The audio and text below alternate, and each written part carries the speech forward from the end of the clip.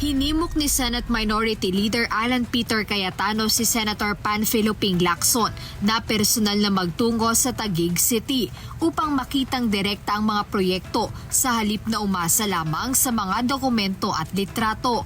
Ang imbitasyon ay matapos ibunyag ni Senator Lacson na batay umano sa hindi bababa sa 5 case studies ng kanyang grupo, lumalabas na may irregularidad umano sa ilang infrastructure projects sa lungsod.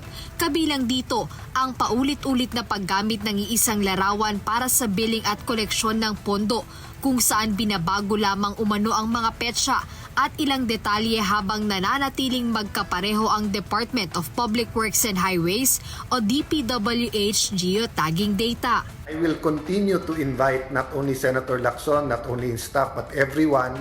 Iba kasi yung sa papel-papel, iba yung sa picture-picture.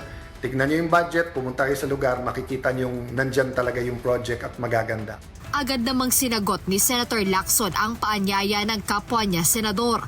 Ayon sa dating Blue Ribbon Chairman, maaari naman siyang pumunta sa Taguig City kapag maayos nang naipatutupad at malinis na sa korupsyon ang flood control program doon. Biro pa ng senador, ayaw niyang malunod sa baha dahil matagal na siyang hindi nakakapag-practice ng swimming. Hindi naman ito pinalampas ni Senator Cayetano. Aniya, sakaling magtungo roon ang kapwa niya senador, ay hindi ito malulunod sa baha kundi sa mismong katotohanan.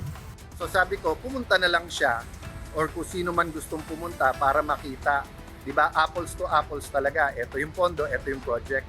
Eh ang sagot niya, saka na kasi hindi daw siya nagpa-practice mag-swimming, baka daw malunod siya sa baha. Well, Senator Lacson, hindi ka malulunod sa baha sa Taguig, malulunod ka sa katotohanan. Yan ha, pag panay kasinungalingan ang nakakalunod yung katotohanan.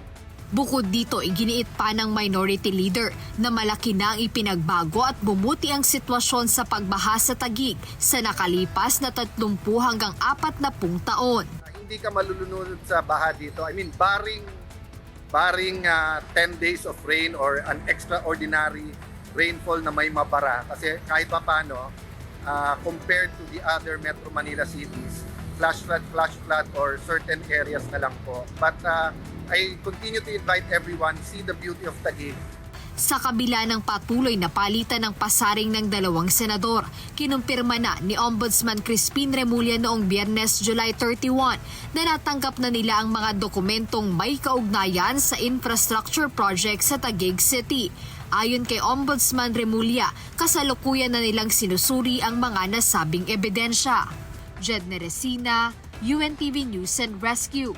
Diyos ang aming sandigan, serbisyo publiko ang aming pinahahalagahan.